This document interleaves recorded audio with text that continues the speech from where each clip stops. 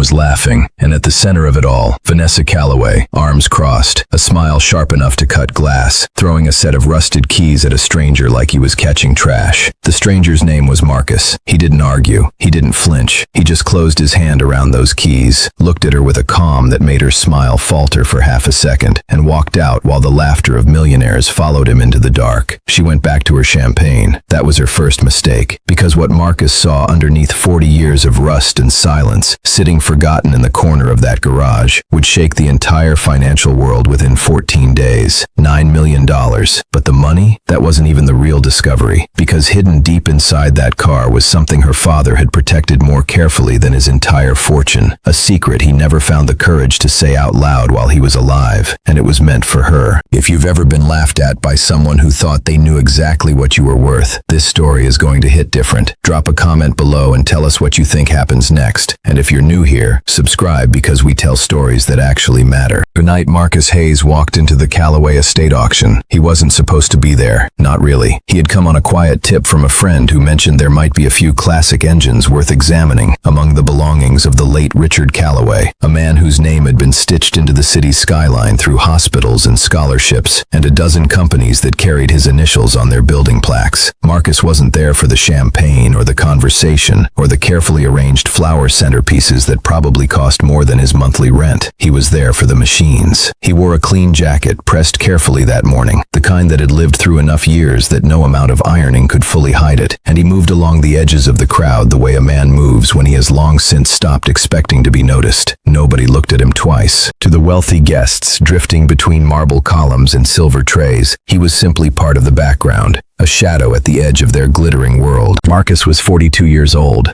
and he had not always lived like this. There had been a time, not so long ago, though it felt like another lifetime entirely, when his name carried weight in rooms far more impressive than this one. He had been a brilliant mechanical engineer, the kind of mind that companies recruited before graduation, the kind that could read a blueprint the way other people read a headline, finding meaning in measurements and lines that looked like noise to everyone else. He had built a quiet, respectable career designing systems that other engineers studied in textbooks years later. But 3 years ago, his wife Sarah had been taken by an illness that no specialist could outrun.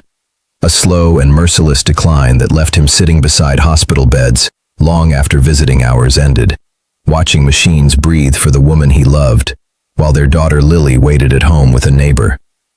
Something in Marcus simply stopped after that. He walked away from the career, the salary, the apartment with the view of the river, and he settled into a small rented house where the walls smelled faintly of motor oil and the porch light flickered every other night. He spent his days restoring antique cars in a leased garage on the edge of town. He picked Lily up from school every afternoon at exactly 3:15. He made her dinner from whatever he could stretch across the week, and most days, he told himself that was enough. It was while drifting away from the noise of the crowd, past the open garage doors at the back of the estate, that Marcus noticed something. Tucked beneath a heavy canvas tarp in a corner where the overhead lighting barely reached, pushed aside like something someone had simply forgotten existed, sat a car that didn't belong with the others. The rest of the garage was filled with gleaming, well-maintained vehicles, each one polished to a showroom shine, each one surrounded by a small placard describing its history and value. But this one sat apart, unlisted, untouched. Only a sliver of the frame peeked out from under the fabric, a curve of metal that most people would have dismissed without breaking stride. Marcus stopped. He knelt beside the tarp and studied that exposed edge for a long moment, turning the shape over in his mind, comparing it against fragments of memory pulled from old technical journals he had read years ago during late nights spent chasing obscure automotive history, simply because it fascinated him. He told himself it was probably nothing, but some part of him, the part that had never really stopped being an engineer no matter how many years had passed, refused to let it go. Later that evening, Marcus made the quiet mistake of mentioning the car to a small group near the dessert table. He said only that it seemed worth preserving rather than discarding, that forgotten machines sometimes carried stories worth uncovering before they were lost. It was a harmless observation, but Vanessa Calloway overheard it from across the room and turned toward him with the kind of slow, theatrical attention that told everyone nearby something entertaining was about to happen. She crossed the floor with deliberate steps, reached into a drawer near the garage entrance, pulled out a tarnished set of keys attached to a brass ring and tossed them at Marcus without warning. He caught them against his chest before they hit the floor. "My father held onto that thing his entire life," she announced to the room, her voice carrying easily over the clinking glasses, for no reason anyone could ever explain. "If you want it so badly, consider it a gift. My parting gift to the help." The laughter that followed was loud and sharp,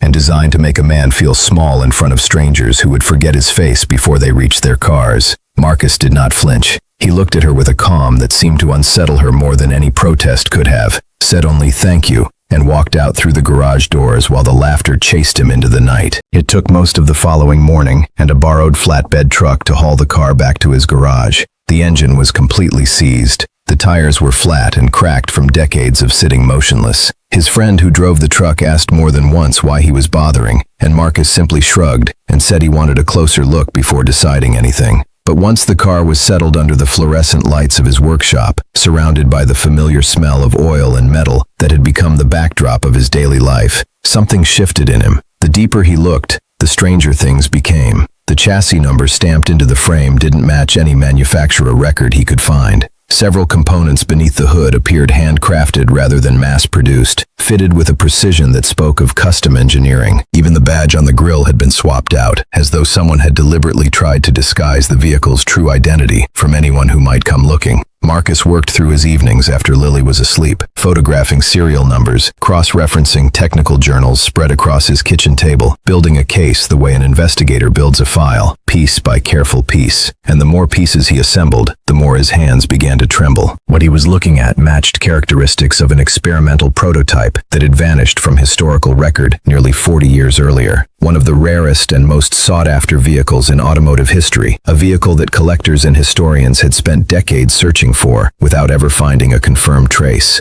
Marcus forced himself to stay disciplined. He reached out to experts, sent detailed photographs, and waited. The first responses came back polite but dismissive. Seasoned historians who had heard stories like this before, each one ending in disappointment rather than discovery. He almost gave up entirely after the fourth rejection landed in his inbox, beginning to wonder if exhaustion and grief had simply led him to manufacture significance out of desperation. But then, a professor named Diane Marsh, a specialist in 20th century automotive engineering from a respected university archive, called him back personally. Her voice was measured, but the urgency underneath it was unmistakable. She asked if she could come see the vehicle before anyone else got involved. She said certain details in his photographs matched obscure historical records she had spent years trying to verify. Marcus set the phone down slowly after the call ended and stood alone in his garage for a long moment, the fluorescent light humming above him, Lily asleep down the hall. Professor Marsh arrived 2 days later with 2 colleagues and 6 hours of focused, almost silent examination. At the end of it, the older specialist, a man whose name Marcus recognized from his own reference books, set down his tools, looked directly at Marcus, and chose his next words with the visible caution of someone afraid of overstating something this significant. "If this is genuine," he said slowly, "then we have just found the single most important lost treasure in modern automotive history." Marcus nodded once. He kept his face steady. But that night, sitting alone at his kitchen table after everyone had gone, with Lily's drawings pinned to the wall above him and the keys Vanessa had thrown at him sitting on the counter where he'd left them, he pressed both hands flat against the table and exhaled for what felt like the first time in 3 years. He thought he had found a car worth $9 million. But what he hadn't found yet, what was still waiting for him beneath the driver's seat, wrapped carefully in oilcloth and hidden from the world for 30 years, was the discovery that would change everything. Not just for him, but for the woman who had laughed as he walked out the door. Marcus had been a careful man his entire life. Careful with money, careful with words, careful with the fragile routine he had built around Lily after Sarah died. He did not rush toward conclusions he could not support. He did not let excitement outrun evidence. But that night, alone in his garage after Professor Marsh and her colleagues had packed their equipment and driven away into the dark, something in him that had been very still for a very long time began to move again. Not the excitement of money, though the number they had quietly confirmed was staggering enough to make his chest tighten every time it crossed his mind. It was something older than that, something that felt uncomfortably close to purpose, like a compass needle that had been spinning aimlessly for 3 years, had finally found its direction again. He stood under those fluorescent lights for a long time after the sound of their car faded, just breathing, just letting the reality of it settle into his bones. Then he went back to work. He had been methodical from the beginning, documenting every component he removed, photographing every serial number, treating every bolt like evidence rather than hardware. And that discipline had already paid off more than he ever imagined it would. But it was during a quiet evening 2 days after the experts left, while carefully removing the original driver's seat to inspect the frame underneath for rust damage, that Marcus found something that stopped him completely.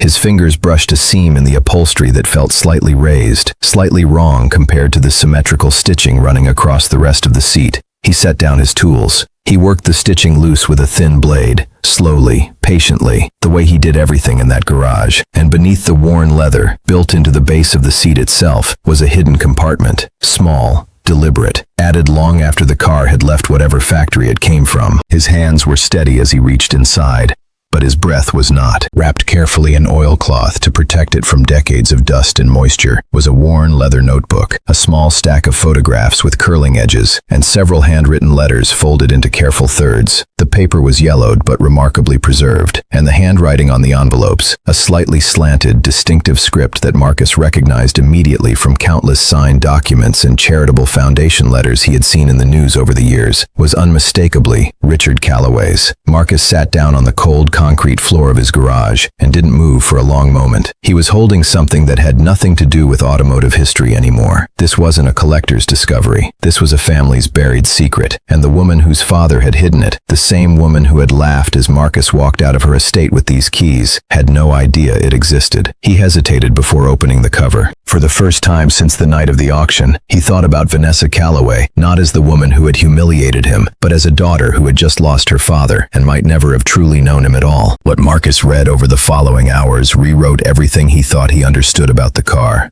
Richard Calloway had not purchased this vehicle the way collectors typically acquire rare automobiles. According to the earliest entries in the notebook, written in a younger, steadier hand than the later pages, he had spent nearly 30 years quietly protecting it, moving it between storage facilities under different names, paying mechanics under strict confidentiality agreements to keep it running just enough to survive, without ever restoring it to its original condition. He had turned down offers that would have been life-changing for most people, dismissing them without hesitation or explanation, as though the money itself meant nothing compared to whatever this car represented to him personally. And buried between those entries, in handwriting that grew more urgent toward the middle pages, was the reason. Long before the company headquarters and the charity galas and the magazine covers, Richard Calloway had grown up with almost nothing. He had worked double shifts as a young mechanic just to keep food on the table. The prototype had come into his life during those early desperate years, acquired through a debt repaid in an unusual way by a struggling inventor who could not afford to pay Richard for his repair work any other way. It had become a quiet symbol of everything he had clawed his way up from, a reminder, sitting in storage, of exactly how far he had traveled from the man who used to count coins to afford groceries. But the notebook didn't stop there, and this is the part that Marcus had not expected. As Richard's fortune grew and his responsibilities multiplied across an expanding empire, the entries shifted. They became less like a businessman's private journal and more like a father's unspoken confession. Page after page described a man watching himself drift further from his daughter, consumed by boardrooms and deadlines, while being terrified that the very wealth he was building for her might eventually turn her into someone who measured worth only in dollar signs. He described missed school events and canceled dinners with a guilt he apparently never found the courage to express directly to Vanessa while he was still alive to say it. He wrote about watching her become colder with each passing year, sharper, more distant, and wondering privately whether he had built that distance with his own hands without ever meaning to. Marcus read those pages slowly. He thought about Lily asleep down the hall. He thought about the bedtime story she had memorized long before she could read the words herself. And he made a decision, quietly, alone on that garage floor, that surprised even him. Word of the discovery had already begun spreading beyond the small circle of experts who had examined the car, despite everyone agreeing initially to keep things quiet until verification was complete. Hushed conversations among collectors turned into public speculation in industry forums and specialist publications, and within days the story had grown far beyond anything Marcus had anticipated. It was a friend who first sent Vanessa the article, a brief but electrifying piece in an automotive trade publication describing the rediscovery of a legendary lost prototype in the hands of a private restorer whose identity had not yet been publicly disclosed. Vanessa Vanessa read the headline twice before clicking the link, assuming almost reflexively that it was an elaborate hoax designed to generate attention from collectors desperate for excitement. Her skepticism lasted exactly until she scrolled to the accompanying photograph, a grainy image of a familiar rusted frame beneath fluorescent garage lights. She recognized the dented fender immediately. She recognized the faded badge on the grille, the one she had once joked looked like something pulled from a scrapyard. Her breath caught in her throat and stayed there. This was the car she had thrown at a stranger as a punchline. The car she had publicly called her father's pile of junk in front of a room full of laughing guests. And the stranger, the quiet man in the worn jacket who had caught the keys against his chest and said only, "Thank you," had just made history with it. She called her father's estate attorney within the hour. Walter Briggs, a careful and discreet man who had managed Richard's private affairs for over 20 years, confirmed everything in the measured tone of someone delivering news he had been quietly carrying for a long time. The vehicle had attracted serious international interest for decades, he explained gently. Multiple offers reaching into the millions, all declined by Richard without explanation. Vanessa sat in silence on the other end of the line, replaying that night on a loop she could not seem to stop. The laughter, the careless toss of the keys, the way Marcus had looked at her before he turned and walked out, calm and unbothered in a way that had irritated her far more than she admitted at the time. A new and deeply unfamiliar feeling settled into her chest as the call ended. She had spent years training herself not to feel regret because she had always believed it served no useful purpose in the life she had built. But sitting alone now in the silence of her late father's house, the phone still warm in her hand, she felt it anyway, heavy and honest and impossible to push aside. She reached for her car keys. She already knew where she was going. What she did not know, what she could not possibly have prepared herself for, was what Marcus was about to hand back to her when she got there, and why it was going to break her open completely. If Marcus had never walked into that auction, if he had simply stayed home that night, Vanessa might have gone her entire life without knowing who her father truly was. Does that make you think twice about the moments you almost didn't show up for? Drop a comment below, and remember, never judge a person by the jacket they're wearing. Vanessa Calloway had walked into thousands of rooms in her life with complete control over every variable. She had negotiated deals that made grown men sweat through their suits. She had sat across tables from people twice her age and dismantled their arguments without raising her voice. She had inherited not just her father's fortune, but his instinct for leverage, the quiet, practiced ability to enter any situation already knowing how it ends. But standing outside a modest garage on the edge of town, her hand raised to knock on a door that belonged to the man she had publicly humiliated 3 weeks earlier, Vanessa Calloway felt something she had not felt in longer than she could honestly remember. She felt small. Not the performative smallness she sometimes deployed in boardrooms when it served a strategic purpose. Something real, something that had no use and no angle and no exit. She knocked anyway. Marcus answered without surprise. He stepped back to let her in without ceremony, without coldness, without the satisfaction she half expected to see on his face and probably deserved to find there. The garage was exactly what she had imagined, worn and functional and deeply lived in, every surface carrying the quiet evidence of a man who worked with his hands and his mind in equal measure. Tools organized along the walls with a precision that reminded her oddly of her father's private study. Reference books spread open across a workbench covered in careful handwritten notes. And at the center of it all, under the same fluorescent lights she had seen in that grainy photograph, sat the car. She looked at it differently now, not as junk, not as a punchline, as something that had been waiting patiently for someone with the right eyes to finally see it. Marcus offered her a chair, and she took it without negotiating, which was already more unusual for her than she would ever admit out loud. She named a figure, a number significantly higher than anything she had expected to need to offer. Marcus listened politely, set down the wrench in his hand, and shook his head. That was when Vanessa realized this conversation was not going to go the way any conversation in her adult life had ever gone. Because Marcus didn't want the money. He told her plainly, without performance and without agenda, that his refusal had nothing to do with tactics or leverage or driving the price higher. What he wanted, the only thing he actually wanted, was to understand why her father had guarded this particular car so fiercely for 30 years. Why Richard Calloway, a man who shared nearly everything about his empire with the public, had kept this one secret buried so carefully that even his own daughter had been left entirely in the dark. Vanessa opened her mouth and closed it again. In 36 years of living, across every negotiation and every difficult conversation she had ever navigated, Nobody had ever responded to an offer of millions of dollars by asking her to sit down and talk about her father.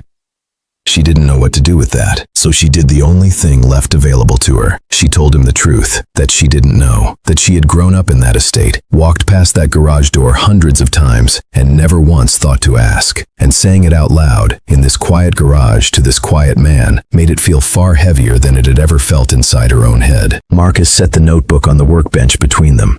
He didn't hand it to her dramatically. He didn't explain what was inside it or prepare her for what she was about to read. He simply placed it there and stepped back, giving her the space to come to it on her own terms. Vanessa looked at the cover for a moment before opening it. The handwriting on the first page was her father's. She recognized it instantly. The same slightly slanted script she had seen on birthday cards that arrived on time every year, even when he couldn't. She began to read. And within the first few pages, something shifted in the room that neither of them acknowledged out loud, but both of them felt. Because the man described in these pages, the young mechanic counting coins to afford groceries, the father writing confessions he never found the courage to deliver in person, was not the Richard Calloway she had grown up watching from a careful, polished distance. This was someone she had never been introduced to. Someone who had apparently been waiting inside those pages for her to finally show up and meet him. They read through the notebook together late into the evening, moving eventually from the cold garage into the small kitchen of Marcus's house, where Lily was already asleep down the hall. Two mismatched chairs pulled up to a table covered in the quiet evidence of a life built carefully around a child. A drawing pinned to the refrigerator, a half-finished school project on the counter, a bedtime book left open on the windowsill. Vanessa noticed all of it without commenting. She turned pages while Marcus sat across from her with a cup of coffee going cold at his elbow, saying very little, simply present in the way that people rarely are anymore, not filling silence, not managing her reaction, just allowing her the space to feel whatever the pages were making her feel, without rushing her through it. And the pages were making her feel things she had spent the better part of her adult life constructing very sophisticated defenses against. Page after page of her father's private guilt, his fear, his love, written plainly and without the careful distance that had defined every conversation they ever had in person. Near the final entries, written in handwriting slightly less steady than the earlier pages, suggesting these last words had come during the months before his unexpected death, Richard had written something that stopped Vanessa completely. She read the paragraph 3 times before looking up. He had written that the greatest inheritance he could leave behind was not the company, not the buildings carrying their name across the city, not the accounts that would pass into her name once the paperwork was finished. It was simply the chance for her to become someone genuinely good, someone who measured their worth by character rather than by the size of a bank account, someone who remembered that the people serving champagne at her parties had stories and struggles just as real as her own. Vanessa set the notebook down on the table. She did not look at Marcus. She looked at the drawing on the refrigerator, a crayon picture of a man and a small girl standing in front of what appeared to be a car, the kind of drawing that only makes complete sense to the people who lived the moment it came from. And then, quietly, without warning and without any attempt to stop it, she wept. Not the composed, socially acceptable kind of tears that rich people produce at funerals for the benefit of photographers. Something rawer than that. Something that had clearly been waiting a long time for a room where it finally felt safe enough to surface. Marcus said nothing. He didn't move to comfort her in a way that would have felt intrusive, didn't offer empty words that would have bounced off the moment without landing. He simply stayed, present and steady, in the way she was beginning to understand was simply who he was, not a performance, not patience deployed strategically. Just a man who had already been through enough of his own grief to know that sometimes the most useful thing another person can do is refuse to leave. Vanessa wiped her face eventually and looked across the table at him. She thought about the night she had tossed those keys across a laughing room at a stranger in a worn jacket and called it a joke. She thought about the 2 words he had said before walking out. And sitting here now in his kitchen, her father's handwriting still warm in her hands, she understood something that no amount of money or leverage or carefully managed public image had ever been able to teach her. That the man she had tried to humiliate that night had just given her the most valuable thing she had ever received in her life. But what Marcus was about to tell her next, the decision he had already made quietly and alone on his garage floor before she ever knocked on that door, was something she never saw coming, and it would change the direction of everything that followed. Marcus had made the decision 3 nights earlier, alone on his garage floor with the notebook open in his lap and Lily asleep down the hall. He had sat there for a long time after finishing the final pages, not moving, just thinking with the particular stillness of a man who has already done the hard part of a decision and is simply waiting for the right moment to act on it. He had thought about Richard Calloway, a man he had never met, a man who had spent 30 years protecting a secret in a rusted car while quietly losing the relationship that mattered most to him. He had thought about Lily, about the things he hoped she would someday understand about him, even if he never found exactly the right words to explain them while he was still alive. And he had thought about what it meant to hold something that belonged to someone else's story rather than your own. By the time he stood up from that floor and turned off the garage light, the decision was already made. He wasn't going to keep the notebook. He wasn't going to keep the photographs or the letters or any piece of the private history he had uncovered inside that hidden compartment. All of it belonged to Vanessa. Not because she deserved it after the way she had treated him that night, but because her father had spent 30 years trying to find a way to reach her, and Marcus was not willing to be the reason that message never arrived. He slid the complete collection across the kitchen table toward her without ceremony.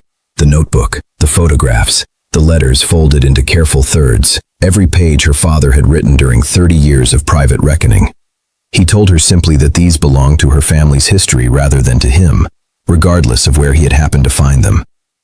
Vanessa looked at the pile on the table and then looked at him for a long moment without speaking. She had come to his garage prepared to negotiate, prepared to write a check large enough to end the conversation quickly and cleanly, prepared to handle this the way she had been trained her entire life to handle uncomfortable situations, with money and efficiency and as little genuine exposure as possible. She had not been prepared for this.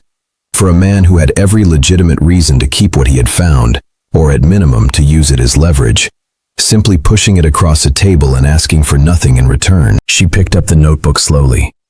She held it against her chest the way you hold something you are afraid of dropping. And she said thank you in a voice that sounded nothing like the woman who had thrown those keys across a laughing room 3 weeks earlier. The auction happened 6 weeks later. An international house specializing in historically significant vehicles organized the sale after word of the discovery spread beyond any possibility of containing it quietly. Collectors flew in from across the globe on private jets. Trade publications had already called it the discovery of the decade before the first paddle was even raised. The room on the evening of the sale was electric in the way that only rooms containing something genuinely irreplaceable ever get. A specific kind of hushed anticipation that has nothing to do with performance and everything to do with people understanding collectively that they are present for something that will not happen again in their lifetimes. Marcus sat near the back beside Vanessa, neither of them dressed particularly impressively, both of them looking slightly out of place among the tailored suits and careful hair that filled the rows around them. 1 million passed within the first few minutes, then 3, then 5. At 7 million, only 2 bidders remained, trading offers across the room with a controlled intensity that made the air feel thick. The final bid came from a European industrialist who had reportedly searched for this exact vehicle for over a decade. $9 million. The gavel came down, the room erupted, and Vanessa, seated quietly beside the man she had once called the help, pressed her hand briefly over her mouth and said nothing for a very long time. She was not crying about the money. Marcus understood that without needing to ask.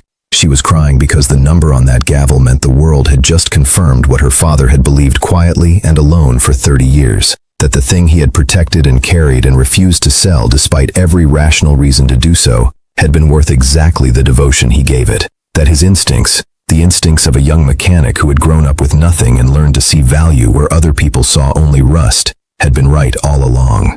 And sitting in that auction hall, surrounded by applause that shook the chandeliers, Vanessa was finally meeting her father clearly for the first time.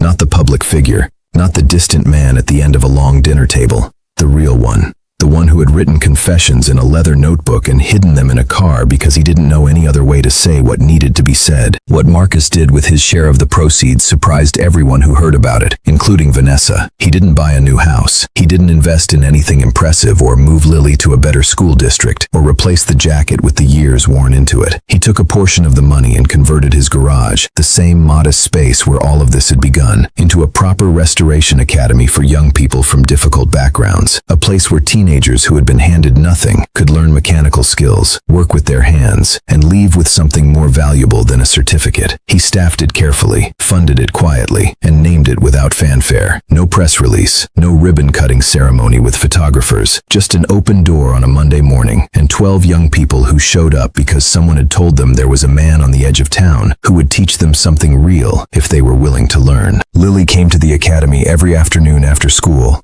and did her homework at a desk near the window, while her father worked. The smell of motor oil and the sound of young voices filling the space where silence had lived for too long. 1 year later, Vanessa walked through those same doors and found Marcus exactly where she expected him, kneeling beside an engine with a teenager from a local shelter program, explaining the function of each component with the same quiet patience she remembered from the night he had accepted her cruelty without a single word of protest. She had changed in ways that people around her had noticed cautiously at first, and then with growing conviction as the months passed. She had restructured her father's charitable foundation personally, funding programs for struggling families and skilled trade workers without attaching her name to any of it publicly. She had made it a habit to learn the names of every person in her company, from senior executives to the cleaning staff who worked after everyone else had gone home. She had lost most of her old social circle in the process, friends who found the new version of her boring, who drifted away once they realized she no longer had patience for the particular kind of casual cruelty that had once defined their evenings together. She found, to her own quiet surprise, that she did not miss them at all. She thanked Marcus that afternoon not for the money, not for the discovery, but for something much harder to name, for walking out of that garage calmly on a night when most people would have argued, for being exactly who he was in a room that had decided before he opened his mouth what kind of man he must be, for finding something her father had hidden and choosing, without hesitation, to give it back. Before she left, standing in the doorway of the academy with afternoon light coming through the windows behind her, Vanessa asked the question that had followed her quietly for a full year. What if she had never handed him those keys that night? What if she had simply let someone dispose of the car without ceremony the way she had originally planned? Marcus paused his work. He wiped his hands on a worn cloth and looked at her with the small, knowing smile of a man who had thought about the very same question more than once. "Then you would never have truly known who your father really was," he said simply, and the words settled between them with a weight that neither of them rushed to fill. They both turned toward a framed photograph hanging near the academy entrance. A young Richard Calloway, decades before wealth had entered his life, standing beside an old engine with grease-stained hands and a smile that Vanessa had never seen captured so honestly in any of the formal portraits hanging throughout the family estate. The greatest thing her father ever left behind was never the $9 million. It was the lesson buried quietly beneath all of it, that dignity costs nothing, that kindness is never wasted, and that the people this world is quickest to overlook are so often the ones carrying the most extraordinary things. If this story moved you even slightly, if it reminded you of someone who deserved more credit than the world gave them, please subscribe and share this with one person who needs to hear it today, because stories like Marcus's don't get told nearly enough, and the ones that do deserve to travel as far as they possibly can.